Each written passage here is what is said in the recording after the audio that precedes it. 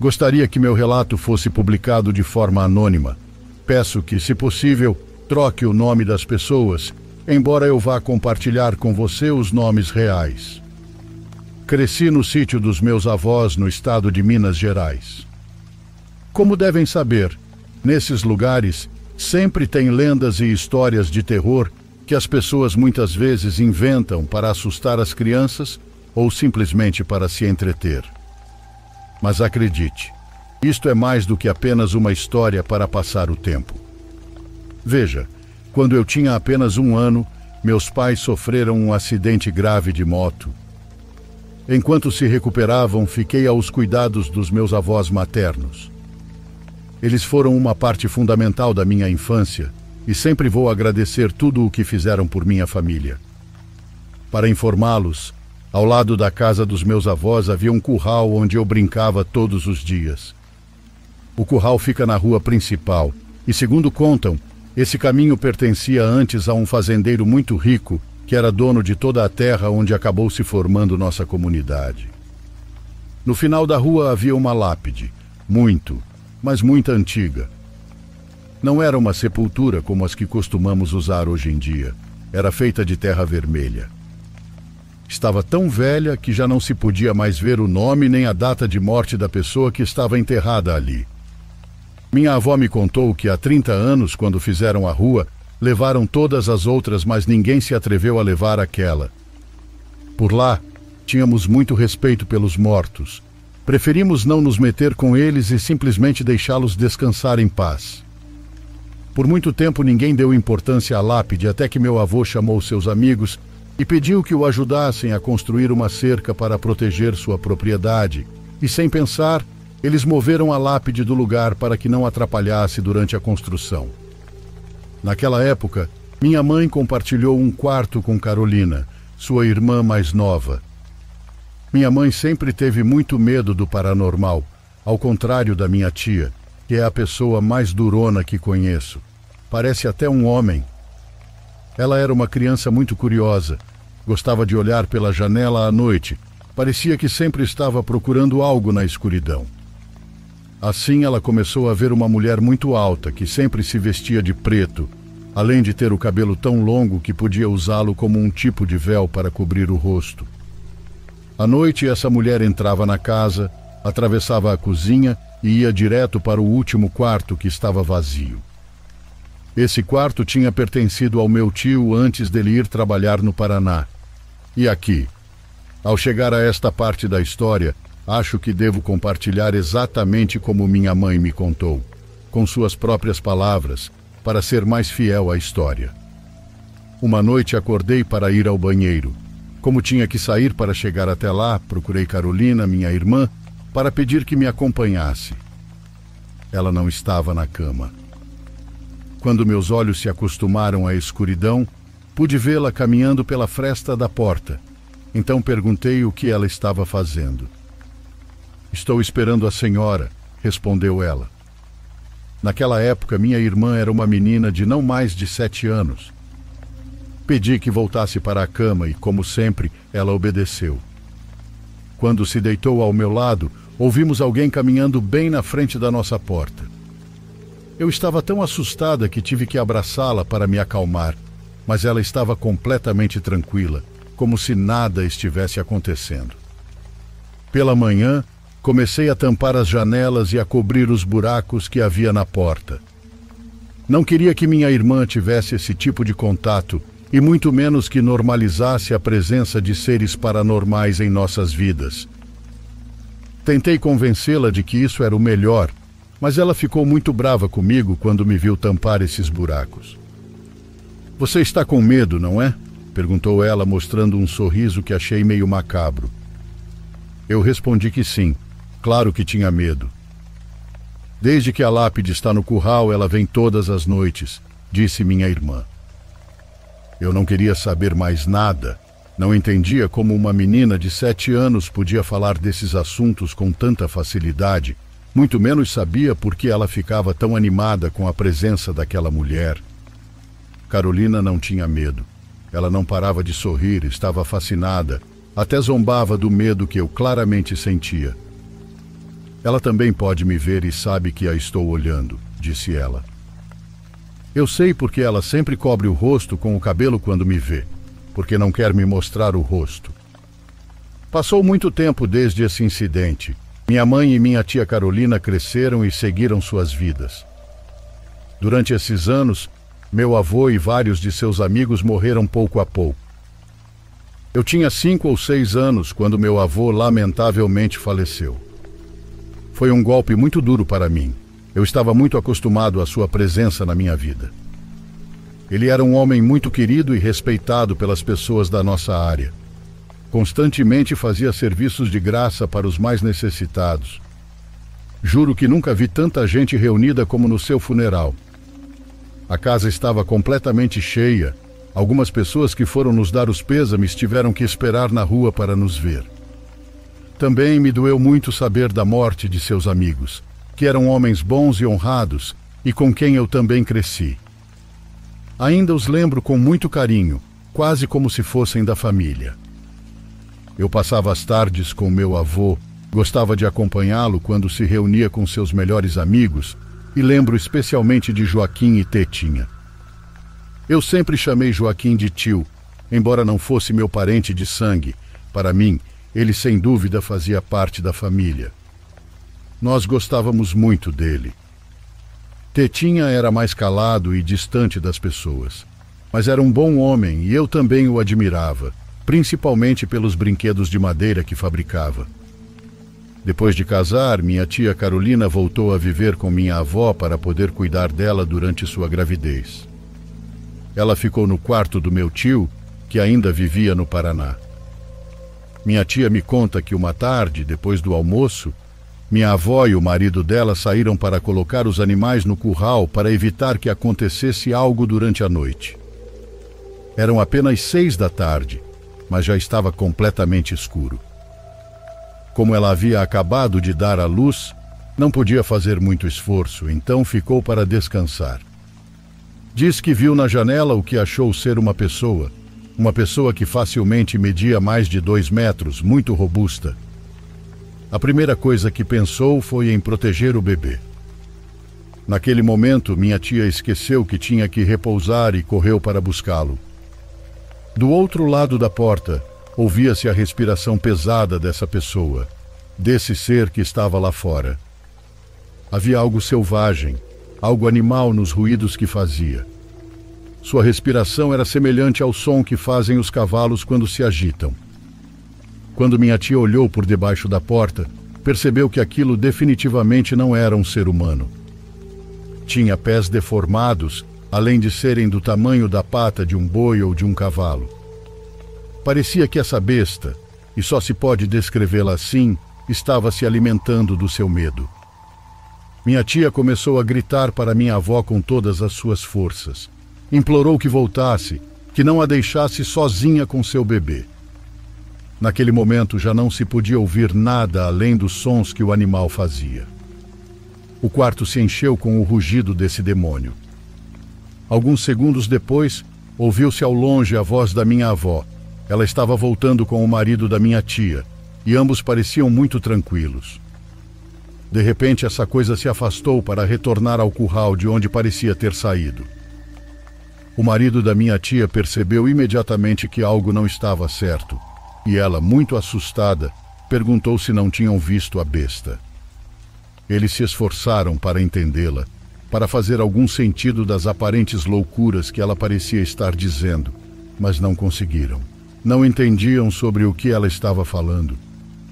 Nesse momento, minha tia começou a chorar, e minha família acreditou nela, pois sempre tivemos uma sensibilidade para o paranormal, especialmente minha tia.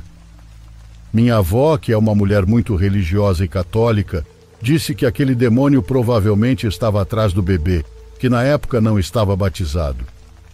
Segundo minha avó, esses seres sempre procuram almas fáceis, como as crianças não batizadas.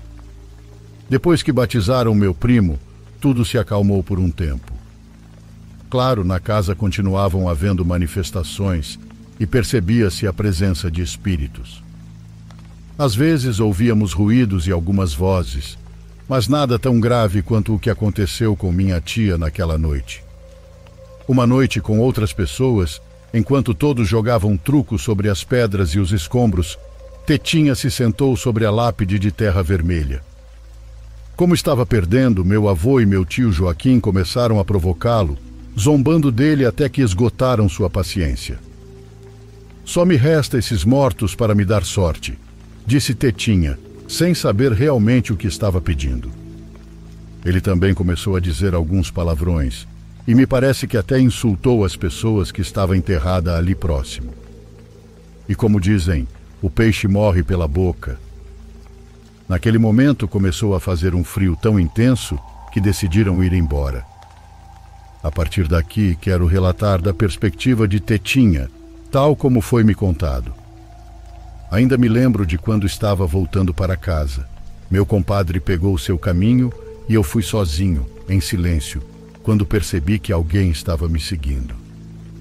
Ouvi passos atrás de mim, e pelo som parecia ser uma pessoa muito pequena. Naquele momento, pensava que se devia temer apenas os vivos, não os mortos, então coloquei a mão no meu antigo revólver. Mais seguro, comecei a procurar por todos os lados, mas não havia ninguém. Parecia que eu estava sozinho. A primeira coisa que pensei foi na mulher da lápide.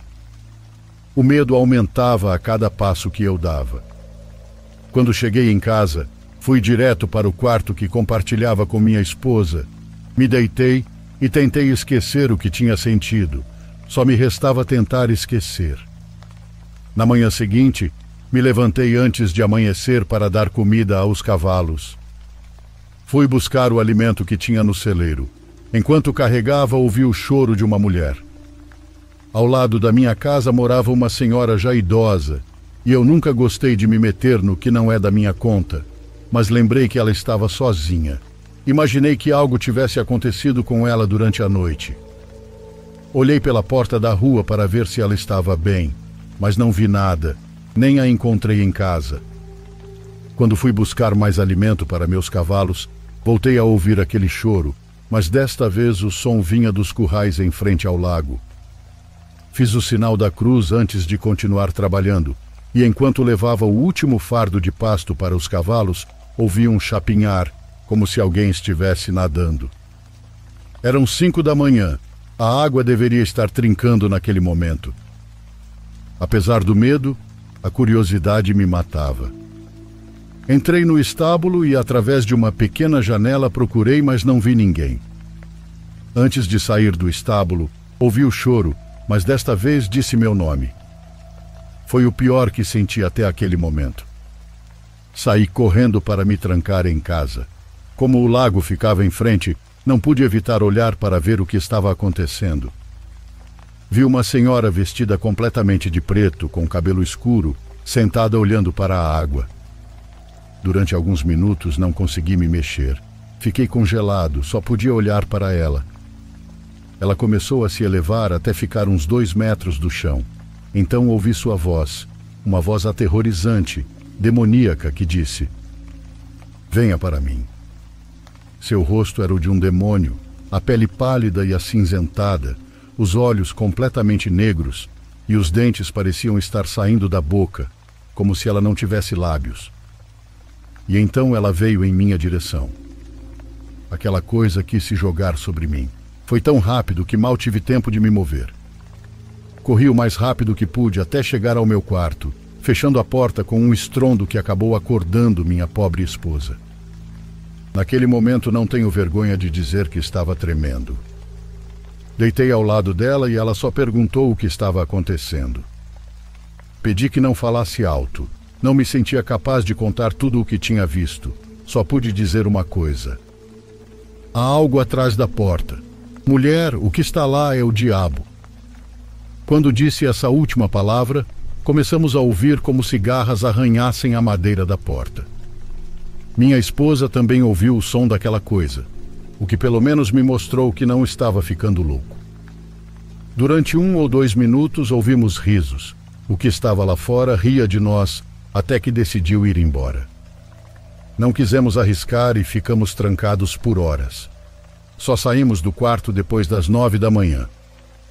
No mesmo dia fui procurar o padre na cidade, e ele abençoou a casa e minha família, além de fazer uma espécie de exorcismo.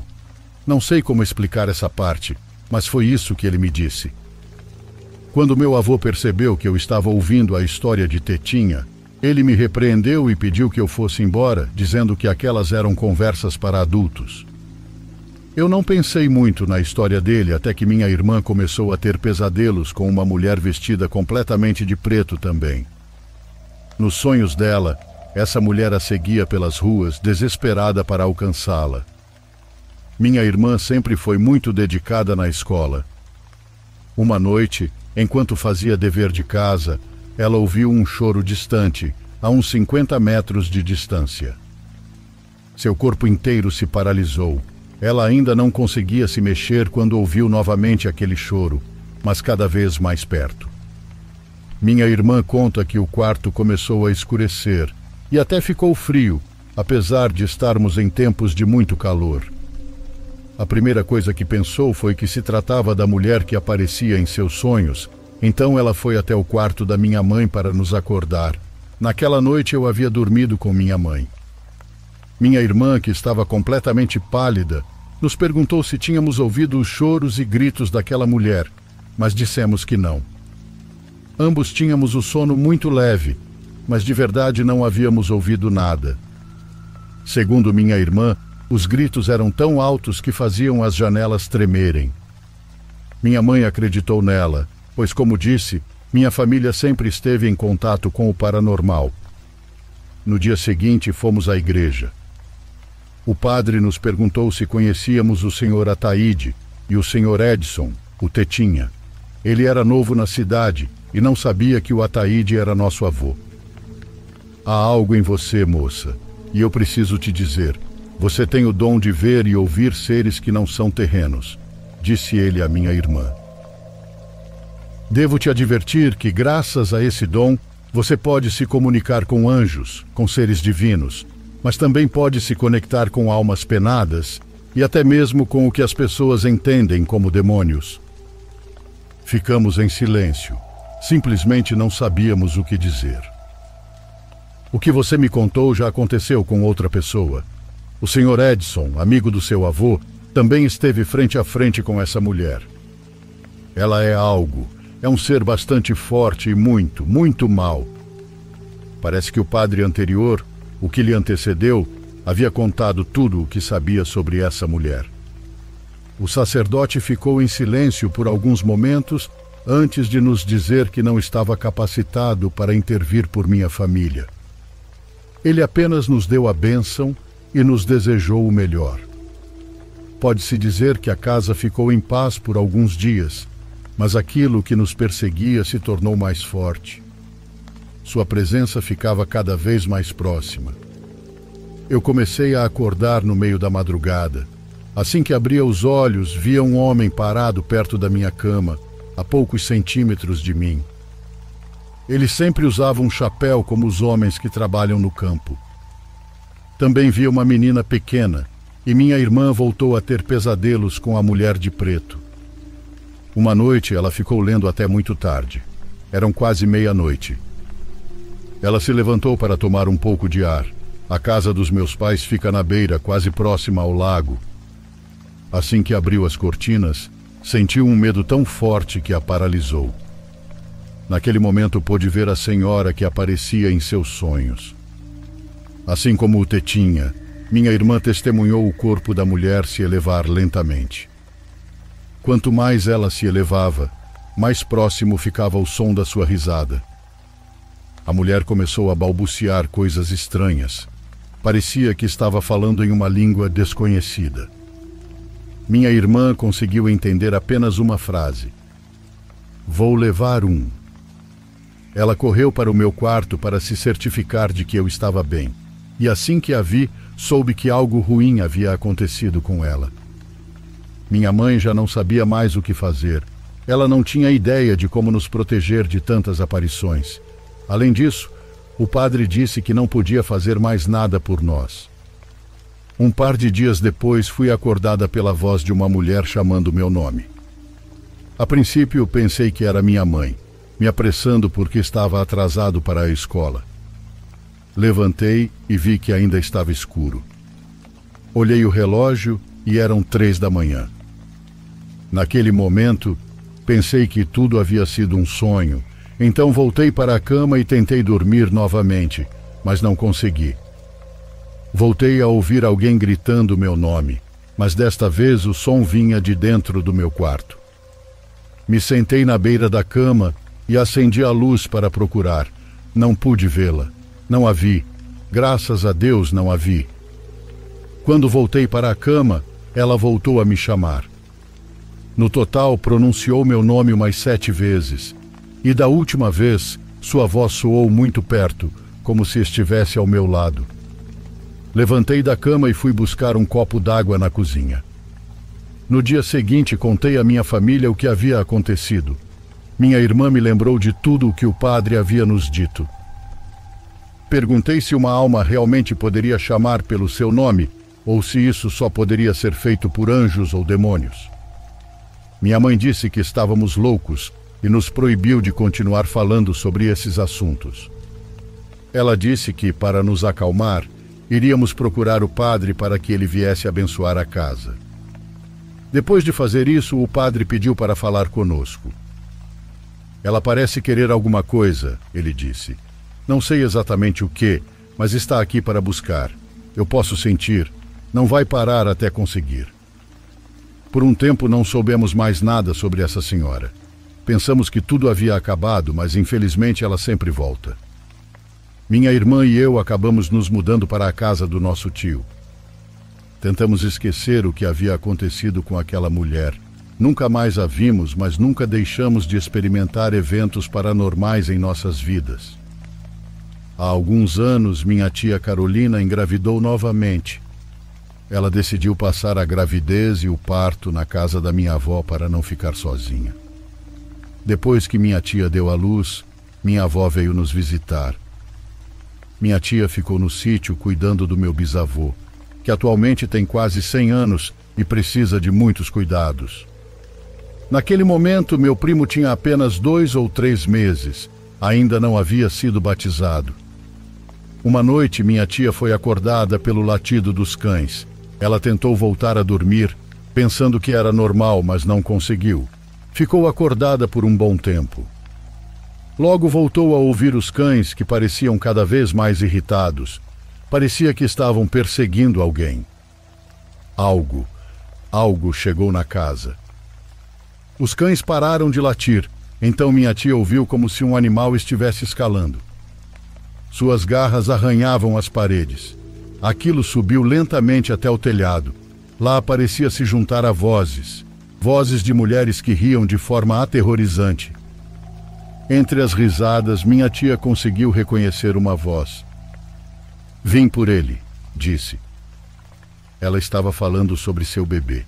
Era o mesmo demônio que anos atrás havia tentado levar Patrícia, sua filha mais velha.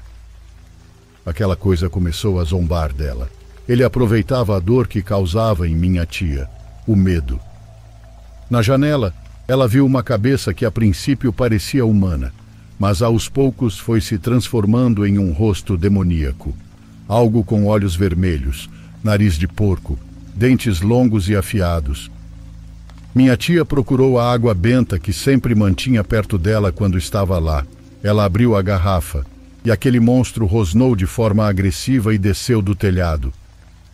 Ela ouviu os cães perseguindo-o até que a besta se perdeu no canavial. Essa foi a última vez que seus olhos viram um demônio cara a cara. Felizmente nada mais aconteceu. Sendo honesto, eu acho que essa entidade ainda está lá, que não foi embora completamente. Por enquanto, a lápide ainda está na propriedade. Eu sinto que o demônio, ou o que quer que seja, ainda está firme na decisão de levar alguém da minha família, mas espero que nunca consiga.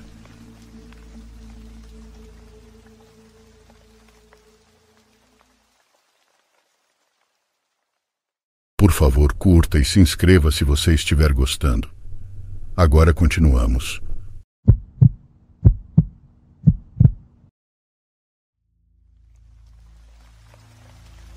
Este ano me formei em antropologia. Como parte do meu processo de pesquisa para a minha tese, precisei passar vários meses em um vilarejo na região da Mixteca Alta. Esse lugar se chama Santiago Tilo, e meu tema era sobre a criação de um museu comunitário a partir das descobertas de uma tumba pré-hispânica. Uma amiga me hospedou em sua casa durante o tempo em que estive lá. Durante minha estadia, coincidiu com a visita de um grupo de biólogos que também estavam na região para estudar o comportamento de aves nativas. Uma noite, antes de eles partirem para seu trabalho de campo, decidimos ir ao campo para observar o céu com suas câmeras e telescópios. Queríamos socializar um pouco, fazer uma fogueira e compartilhar experiências ou histórias que vivemos. Em meio ao fogo e ouvindo apenas o som dos grilos, o pai da minha amiga que me hospedou nos contou sobre as crenças e histórias do vilarejo. Nesse lugar, há um morro que separa a comunidade. Para eles, esse morro é mágico. Muitos sobem e descem sem perceber o que realmente acontece. Os moradores contam que desde a época em que seus bisavós eram crianças, durante algumas noites o morro se abre ao meio, atraindo aqueles que estão por perto. Dizem que há duas maneiras de atrair as pessoas. Uma é por um brilho muito intenso que resplandece na escuridão, e quem se aproxima descobre que é ouro ou muitas riquezas. A outra é por ouvir muito barulho, tipo música ou conversas, levando-os a pensar que há uma festa. Dizem que ambas as coisas são provas das tentações que as pessoas podem ter, como ganância, luxúria ou orgulho. Se você é tentado pelo dinheiro ou riquezas e entra para pegar o máximo que puder, a caverna se fechará e você ficará preso nela. Se entra por causa da festa, do prazer e da diversão, parecerá que passou apenas um dia dentro daquele lugar, mas ao sair, perceberá que se passaram muitos anos e que tudo o que você tinha antes de entrar provavelmente foi perdido. Um dos biólogos da América do Sul, um cético, perguntou se havia alguém que pudesse testemunhar que isso realmente aconteceu. O pai da minha amiga apenas respondeu que não tinha razão para mentir. A esposa dele, que também estava conosco, respondeu que todas as histórias contadas são verdadeiras. Ela contou que, quando era pequena, uma vez caminhava com sua mãe à noite procurando um de seus irmãos que havia se perdido. Ela começou dizendo que outra crença é que em um dos morros mais altos da região da Mixteca há uma caverna muito profunda. Nela dizem que vive uma grande serpente, do tamanho de um carro que poderia devorar qualquer pessoa de um só golpe. Enquanto relatava sua história, viam-se rostos de ceticismo entre os biólogos, como se não acreditassem que pudesse haver um animal desse tamanho. Talvez entre os que eles conheciam, não. Mas quem pode garantir que não existam criaturas além do que a ciência identifica? A mulher continuou sua história. Naquela noite tiveram que sair para procurar o irmão pequeno que havia se perdido. Tiveram que atravessar um milharal que ficava um pouco distante do vilarejo, pois ali haviam dito que o haviam visto. Enquanto caminhavam, ouviram algo se movendo entre o milharal, como se estivesse abrindo caminho, mas o barulho era tão forte que parecia ser uma criatura muito grande. A mãe da senhora disse que provavelmente era a serpente, que estava por perto e que passaria ao lado delas. Disse para não se moverem nem olharem para ela, que ficassem muito quietas. Quando o barulho ficou mais perto, ficaram imóveis. Ouviram os resfôlegos de um animal passando a poucos metros.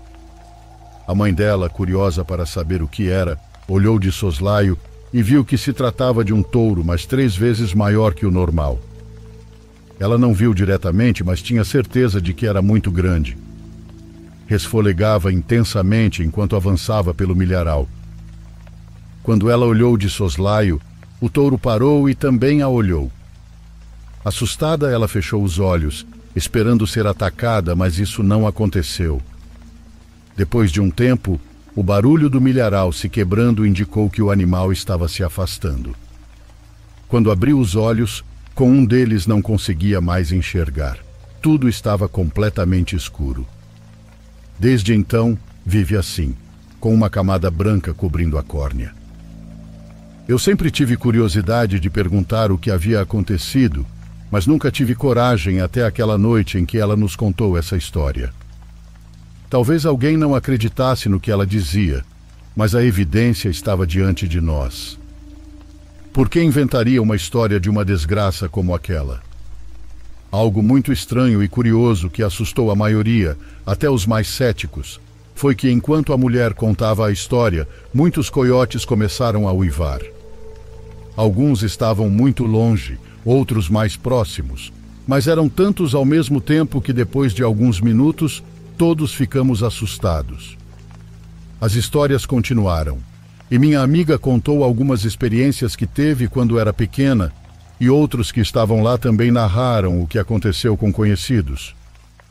Eu preferi ouvir, pois nunca me aconteceu nada estranho para contar, e também nunca fui de inventar histórias.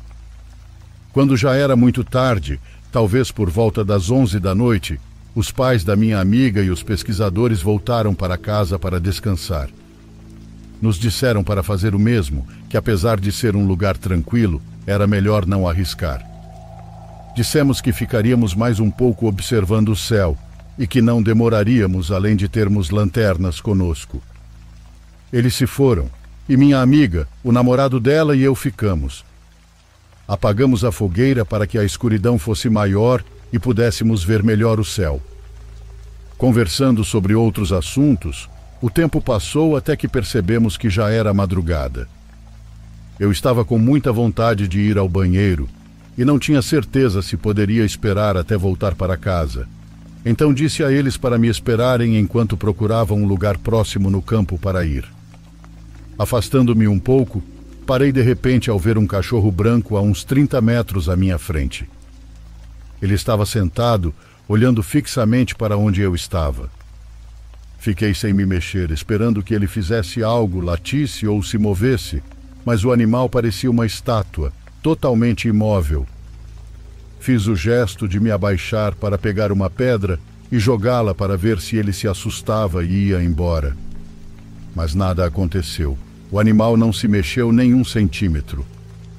Minha amiga e o namorado dela vieram rapidamente ao ouvir minha voz. Eu disse que havia um cachorro ali, mas que ele não fazia nada.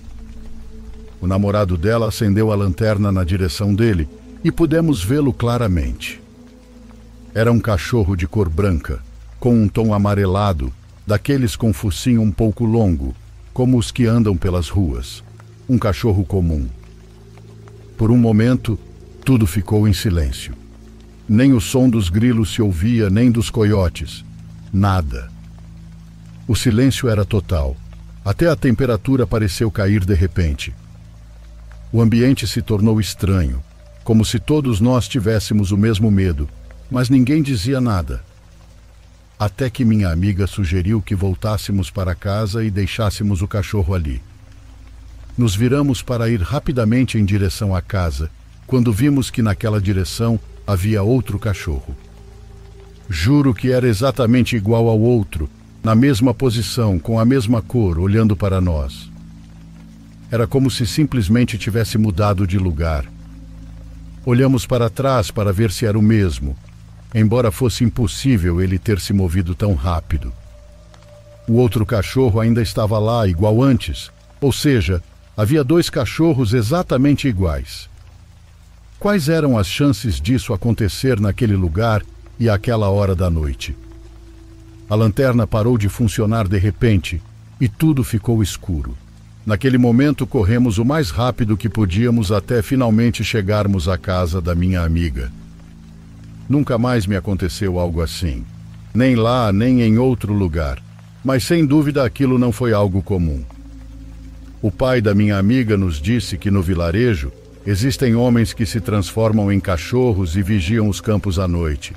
Provavelmente foi isso que vimos naquela vez. É por isso que conto essa história. Se não tivesse acontecido comigo, eu não teria a capacidade de inventar algo assim.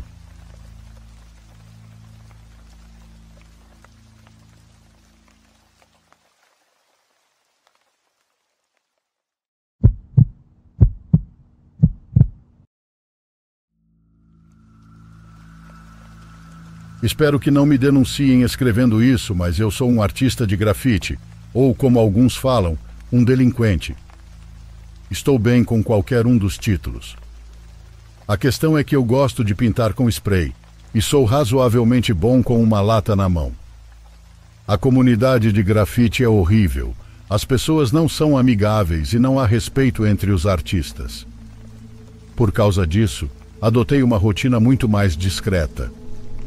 Gosto de pintar em lugares mais tranquilos, onde minha arte provavelmente não será vista por outros artistas ou pelo público em geral. Linhas de trem antigas são geralmente uma boa escolha, já que os vagões de trem são infinitos e novos trens são descomissionados e deixados para apodrecer o tempo todo. Meu amigo Mason gosta de vir comigo quando eu pinto, mesmo que ele não seja muito ligado a isso. Eu gosto da companhia. Algumas pessoas não entendem a importância de um bom amigo, e eu acho isso triste. A maioria dos meus outros amigos não parece respeitar meu tempo ou interesses tanto quanto ele. Mason e eu nos encontramos fumando em algum trilho velho sem nome que encontrei mais cedo naquele dia no Google Maps. Eu não sou muito chegado em fumar maconha, mas ele fuma muito, então eu costumo acompanhar para entrar no clima dele. Não era tão tarde, talvez um pouco depois das 10 da noite. Terminamos de fumar e conversamos enquanto caminhávamos ao lado do velho trem de carga enferrujado.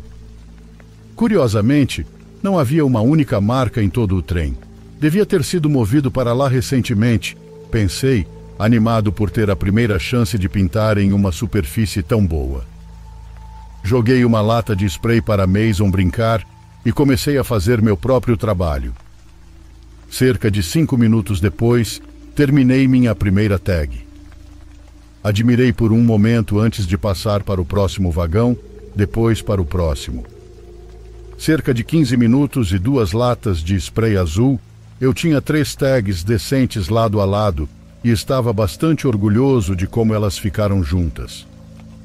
Desculpe se isso ofende alguém, mas eu costumo descartar minhas latas vazias em qualquer lugar. Então, joguei elas para trás no caminho que viemos, apreciando o som satisfatório que a esfera de metal faz ao bater dentro da lata vazia. Depois disso, fui encontrar Mason, que aparentemente tinha enrolado e acendido outro baseado, deixando de lado a tinta que eu tinha dado a ele. Para contextualizar, o motivo de eu não ser um grande fã de maconha é que comecei a ter ansiedades insuportáveis quando fumo, talvez 90% das vezes. Olhando para trás, fumar 2 baseados com o Mason foi uma decisão quase prejudicial. Afinal, estávamos fazendo algo ilegal, o que já era bastante errado. Fumei o segundo de qualquer maneira, confiante de que estaria bem. Assim que estávamos quase acabando, ouvimos. Um som abafado de algum lugar atrás de nós ecoou. Nós dois congelamos e olhamos para a escuridão. Eu podia sentir gotas de suor se formando ao redor do meu pescoço, enquanto a adrenalina começava a correr em mim. Eu não conseguia dizer se o som vinha de fora do trem ou de dentro de um dos vagões. Era difícil dizer qual opção era pior. Esperamos 1 minuto inteiro em silêncio e nada. Foi quando quem quer que tenha feito aquele barulho pegou uma das minhas latas de tinta vazias e a jogou em nós, antes de nos perseguir e gritar. Enquanto corríamos que nem loucos, quem estava atrás de nós gritou: "É melhor não tropeçar, garoto, ou você vai morrer." Alguns segundos depois, um tiro de verdade soou atrás de nós, quase fazendo Mason tropeçar e cair. Isso me assustou tanto que deixei meu celular cair e não tive coragem para pegá-lo. Corremos pelos trilhos até que eles cruzassem uma estrada principal e não paramos de correr até estarmos a uma distância segura. Acho que nunca estive tão apavorado em toda a minha vida. Não ajudou que eu estivesse chapado. Minhas mãos estavam literalmente tremendo, assim como as de Mason. Encontramos o caminho de volta para o carro e dirigimos para casa em silêncio. O que eu deveria fazer? Chamar a polícia? Eu estava literalmente infringindo a lei. Isso não era uma opção. A história não termina aí, no entanto. Eu voltei àqueles trilhos para ver se encontrava meu celular, mas desta vez durante o dia e equipado com minha Glock 17. Para surpresa de 0 pessoas, é óbvio que não o encontrei. Apesar disso, havia uma diferença bastante evidente desta vez. Nos 3 lugares onde minhas tags estavam antes, agora havia manchas feias de tinta vermelha. Alguém tinha deliberadamente coberto meu trabalho.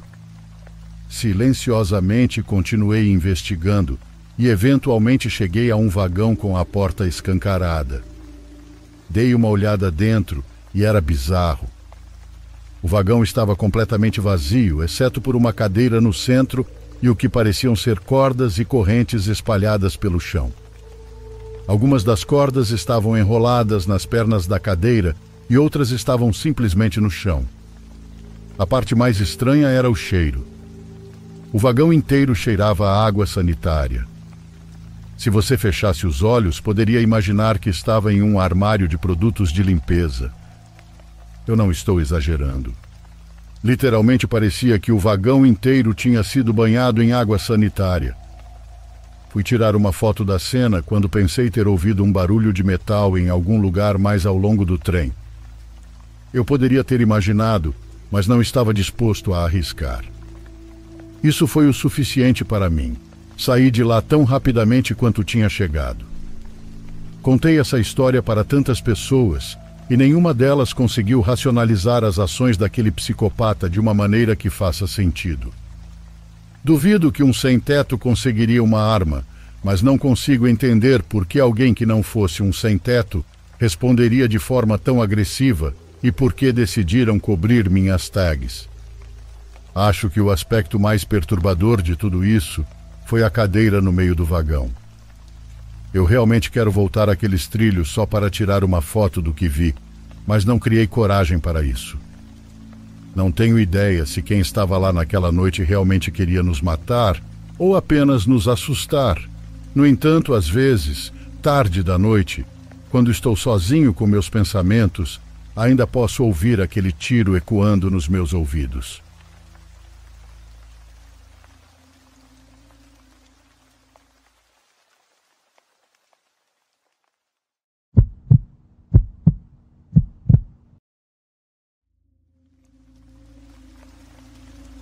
Quero contar como uma noite assustadora despertou em mim um interesse por filmes onde aparecem criaturas ou bestas de pelagem negra. Passo meu tempo livre em frente à televisão, tentando encontrar entre todos esses seres algum que se pareça com o que vi naquela noite, na qual perdi meu melhor amigo. Sou mexicano, meu nome é Antônio, e esta é a minha história. Acordei ao meio-dia.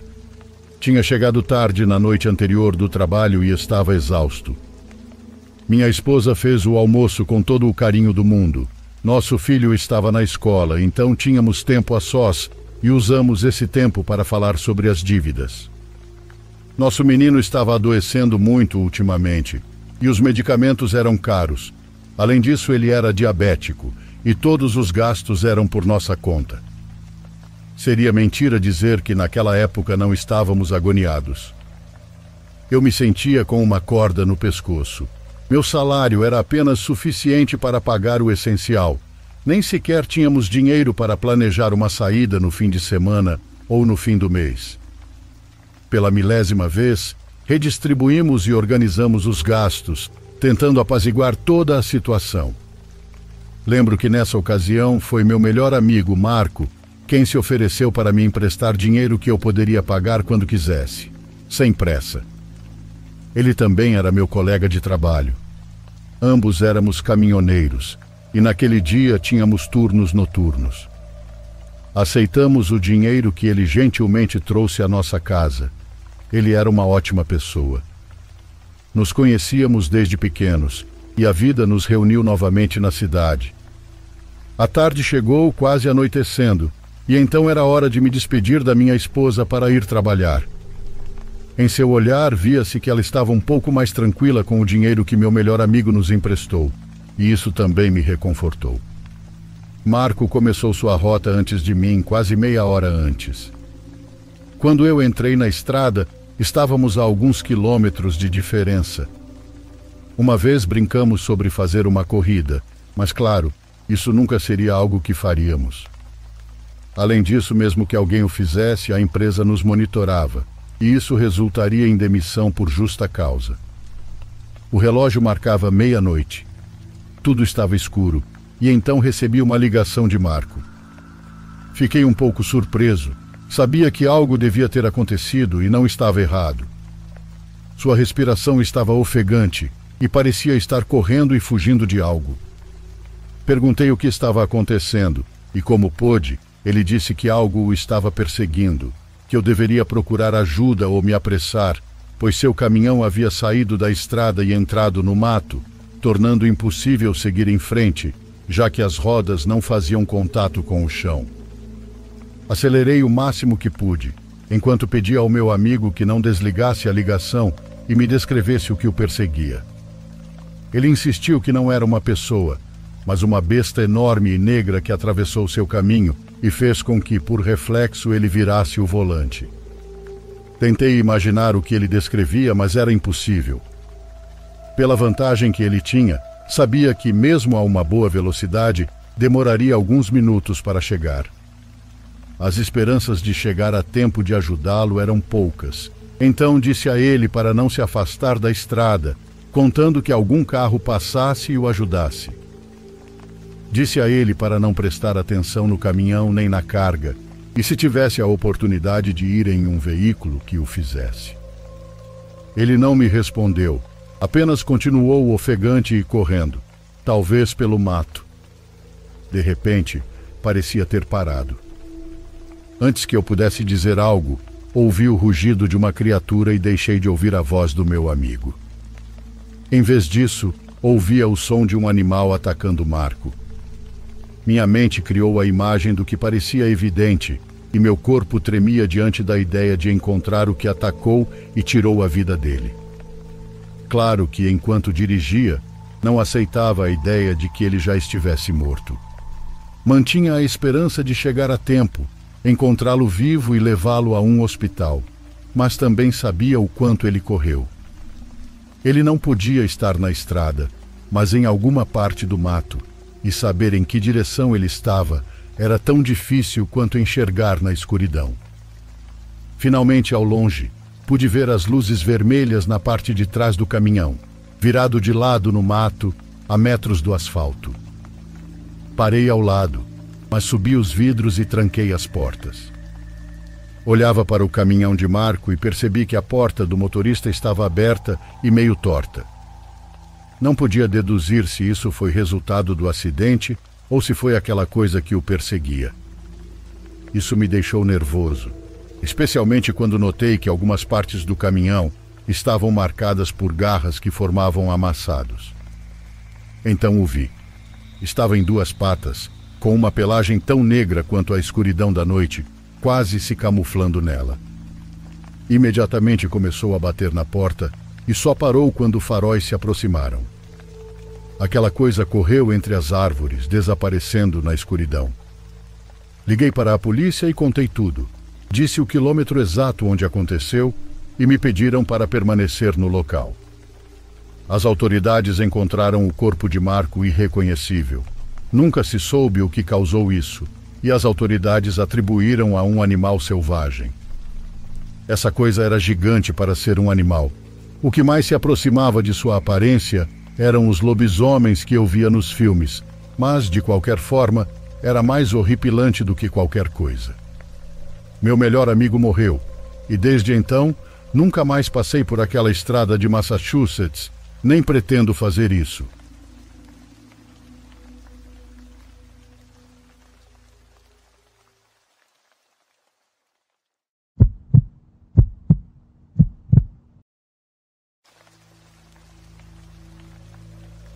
Quero contar minha história, que, embora não seja de fantasmas, é a coisa mais aterrorizante que já vivi até agora.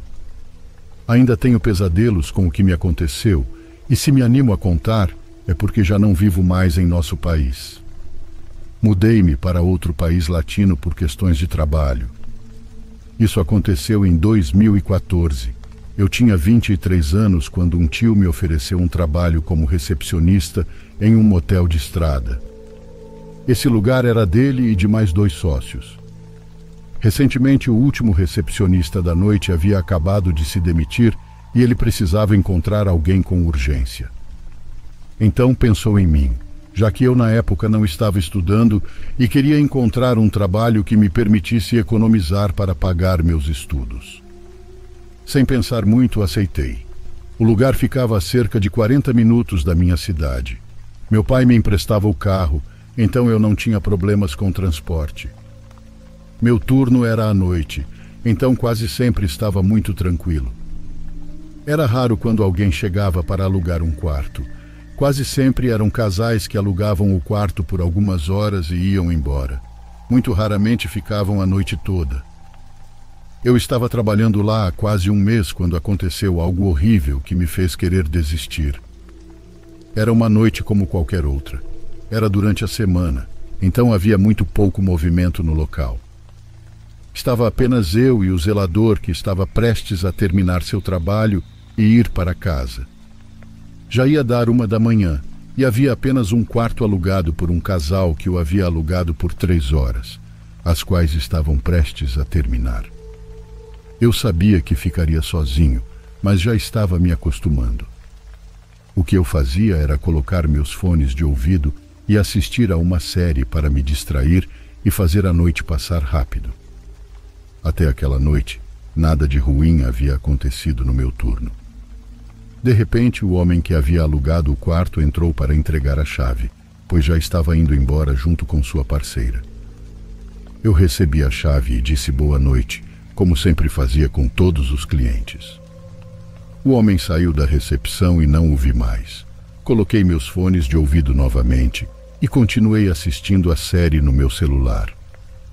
Passaram-se uns 30 minutos desde que aquele homem entregou a chave, quando de repente vejo que outro senhor entrou na recepção. Era um homem muito alto, de compleição robusta. Tinha o bigode comprido, assim como a barba.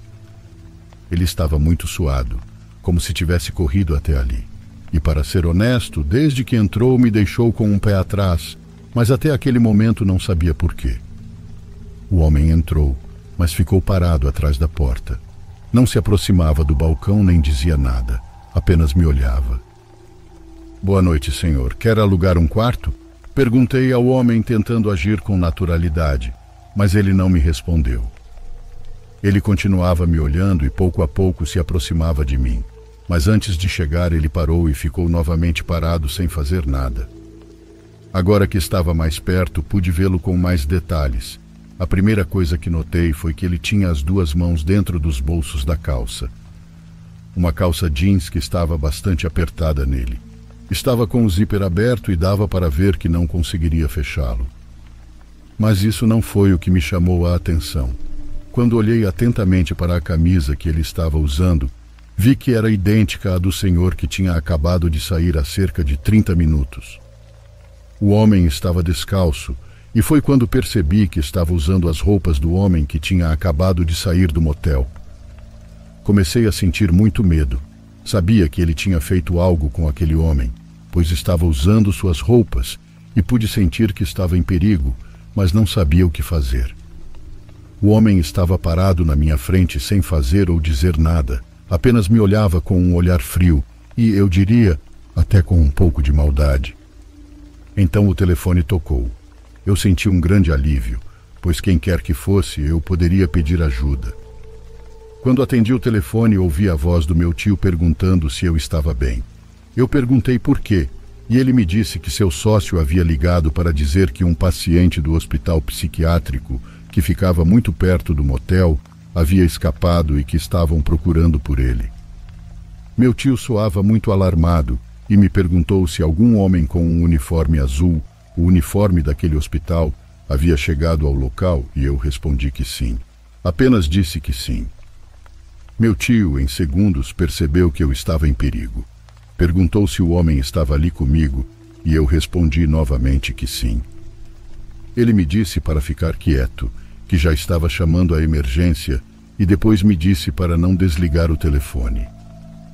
Eu sentia uma vontade imensa de sair correndo dali, mas sabia que qualquer movimento em falso poderia irritar aquele sujeito perigoso e ele poderia me machucar. Então, não sei como, mas consegui ficar ali sentado atrás do balcão enquanto o homem estava parado na minha frente, me olhando completamente sério.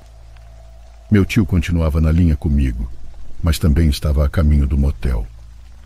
Eu apenas sorria para o sujeito que de repente começou a rir incontrolavelmente, de uma maneira exagerada e descontrolada, saindo lágrimas enquanto ele ria. Era realmente aterrorizante, tanto que não sei como descrever aquela cena e transmitir todo o terror que senti naqueles momentos. Ele tirou as mãos dos bolsos e estavam sujas de sangue. Depois começou a dançar de uma forma tão sinistra. Eu estava tão aterrorizado que não conseguia falar, não podia responder ao meu tio que estava bem, pois estava completamente petrificado. Não queria me mover, não queria que o sujeito desconfiasse de mim e me machucasse, então apenas fiquei ali sentado quase sem respirar. O homem continuou dançando, movendo-se de uma forma muito estranha, enquanto brincava com uma faca que havia tirado do bolso traseiro da calça, ao mesmo tempo que ria descontroladamente.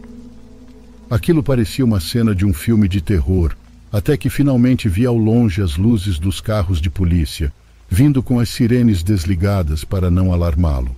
Eu consegui vê-los à distância e senti muita paz, mas ao mesmo tempo medo de que o rapaz percebesse e acabasse comigo. Para minha sorte, isso não aconteceu, pois quando menos esperava, 4 policiais entraram, e o homem atacou um deles, ferindo-o na mão com a faca, mas não foi nada grave. Os outros o jogaram no chão e o algemaram e depois o levaram.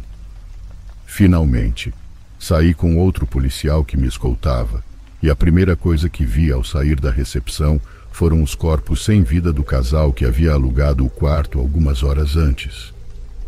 Estavam no pavimento com facadas por todo o corpo. É algo que ainda não consegui apagar da minha mente. Se eu soubesse que iria encontrar aquela cena macabra, jamais teria saído da recepção até que cobrisse os corpos, pois é algo que não desejo a ninguém. Imediatamente pedi demissão. Eu precisei de terapia, pois fiquei com sequelas do que vivi, e hoje estou aqui vivo para contar minha história e para lembrar que o mundo está cheio de pessoas más e ninguém está isento de viver algo assim.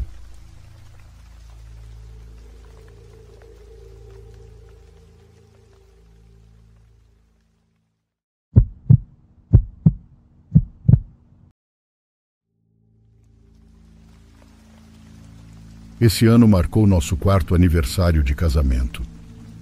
Normalmente não fazemos muita coisa, mas este ano queríamos fazer algo especial como uma viagem.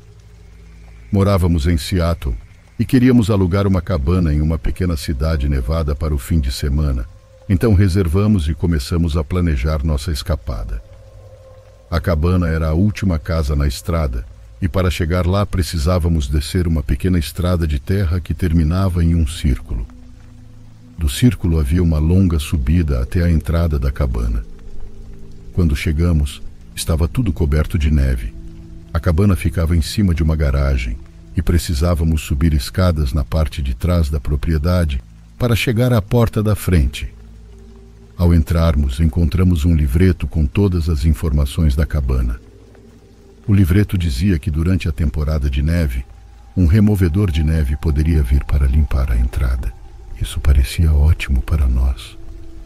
Desempacotamos nossas coisas e notamos que nenhum dos nossos celulares tinha sinal. Mas não havia motivo para preocupação, pois o livreto dizia que havia um telefone fixo na cabana. Naquela noite nos divertimos jogando jogos de tabuleiro ao lado da lareira e bebendo vinho. No dia seguinte planejamos explorar a cidade e à noite eu tinha feito uma reserva para um jantar. Passamos quase o dia todo fora, voltando apenas brevemente para nos trocar e ir jantar.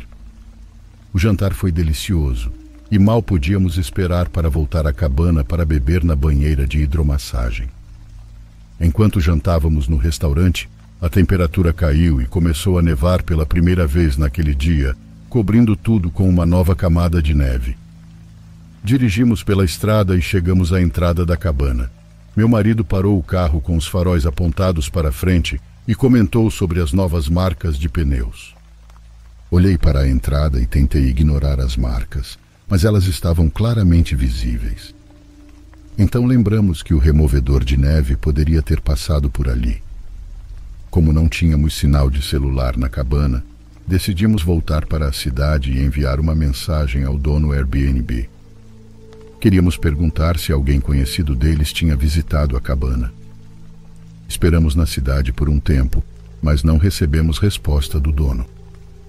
Poderíamos ter ligado, mas já passava das 10 da noite e não queríamos incomodar ninguém. Pensamos que talvez estivéssemos exagerando.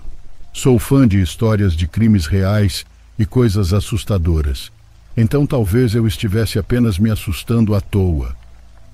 De qualquer forma, decidimos voltar para a cabana. Meu marido nos levou de volta e dessa vez subimos a entrada com o carro.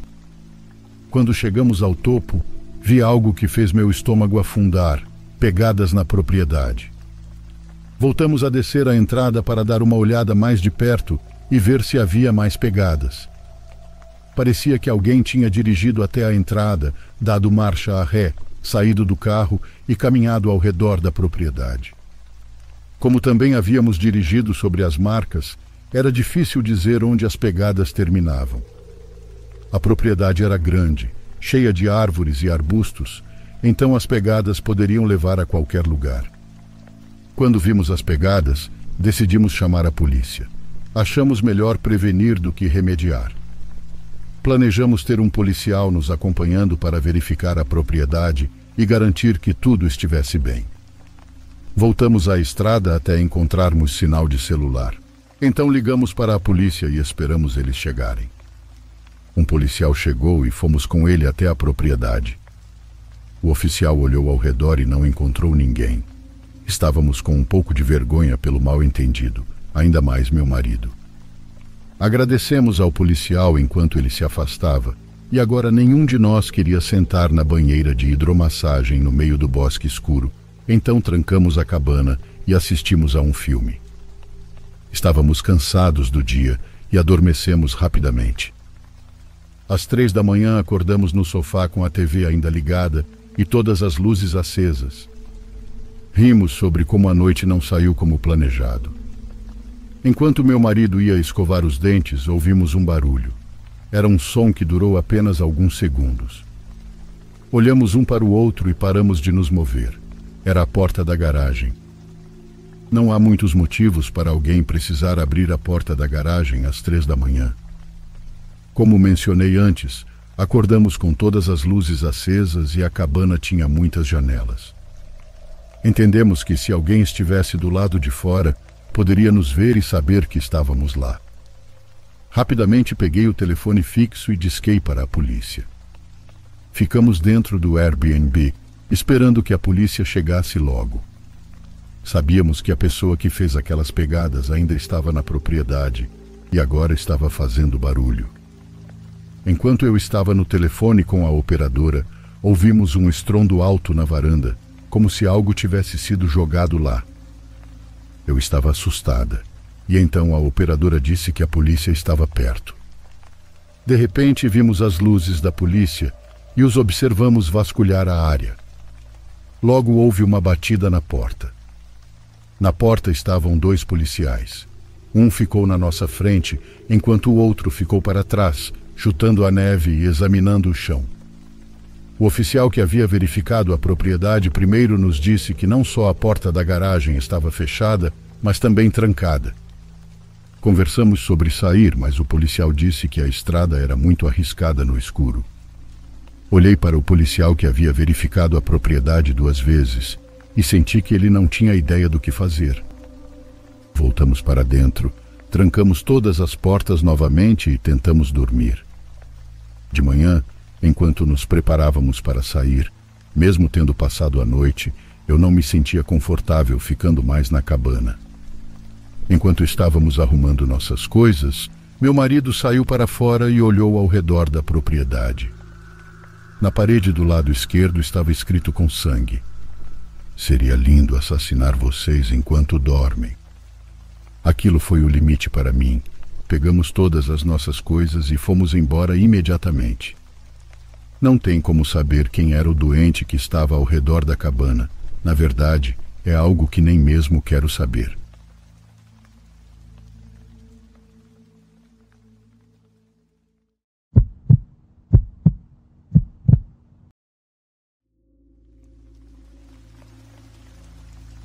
Isso aconteceu quando eu tinha 16 anos, nas Montanhas Rochosas, na Cordilheira, na América do Norte.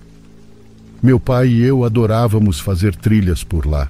Ele fazia isso o tempo todo quando era adolescente. Ele morava em uma pequena cidade nas montanhas, fundada por missionários.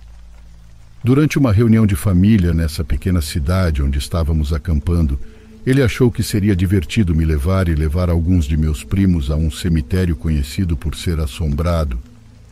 Esse cemitério era muito pequeno e considerado de nativos americanos e pioneiros. Era antigo e a maioria das sepulturas não estava marcada. Achei que seria interessante ver se eu conseguia gravar vozes. Chamei e perguntei se havia alguém lá. Meus primos também fizeram perguntas. Perguntamos se algo poderia tentar fazer um som, nos tocar ou mover algo. Terminei a gravação e a escutei, mas não havia nada nela. Desanimados, voltamos para a reunião e fomos dormir. No dia seguinte, fui para a casa da minha mãe e tudo parecia completamente normal até que fui para a cama. Naquela noite, tentei fazer meu cachorro vir para a cama comigo, mas não consegui encontrá-lo em lugar nenhum, o que era estranho porque ele vinha para a cama comigo todas as noites. Eu estava muito cansado, então fui para o meu quarto e fui dormir sozinho. No meio da noite, acordei sobressaltado. Havia um despertador ao lado da minha cama. Ele marcava exatamente 2:30 da manhã. Sentei-me e ouvi um leve som de arranhão. Não conseguia descobrir de onde vinha. À medida que o som ficava mais alto, a maçaneta da porta começou a tremer. Ela girou lentamente até o fim e a porta rangeu ao abrir. Abriu-se completamente e na porta havia uma criatura de aparência esfumaçada, mais alta que a moldura da porta, com olhos amarelos. Eu também conseguia distinguir uma boca com dentes. Imediatamente entrei em pânico e me afastei.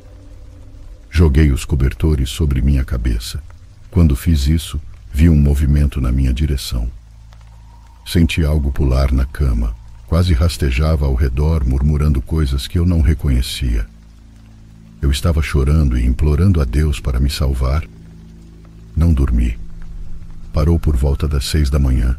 Adormeci depois disso e acordei às 11. Não conseguia entender se a noite anterior havia sido um sonho ou realidade, mas quando vi a porta entreaberta, soube que realmente havia acontecido. Eu não tinha ideia do que fazer para me proteger. Então, na noite seguinte, fiz questão de encontrar meu cachorro, que era um Border Collie. Fui para a cama e ele estava aos meus pés, aparentemente um pouco estranho. Acordei novamente no mesmo horário. Eu podia ver meu cachorro olhando para o canto. O puxei um pouco mais perto de mim e senti os pelos se arrepiando. Ele começou a rosnar e eu pude ver para o que ele estava rosnando. No canto do meu quarto vi novamente, parado e olhando para mim, sem se mover, mas sorrindo estranhamente. Meu cachorro tentou se aproximar mais, rosnando intensamente, e à medida que ela fazia isso, aquilo desapareceu. Claro que não dormi. No dia seguinte, procurei na internet o que fazer, e li que você deve comprar incenso, queimá-lo e fazer uma bênção, dizendo que nada está autorizado a entrar no espaço ou te seguir. Então fiz exatamente isso. Comprei o incenso e passei por toda a minha casa em cada entrada, fazendo uma bênção para evitar que aquela coisa voltasse. Naquela noite abracei meu cachorro e rezei para que nada acontecesse. Nada aconteceu ou voltou desde então. Desde então estou sempre em alerta, procurando me proteger de ser atormentado por essas coisas.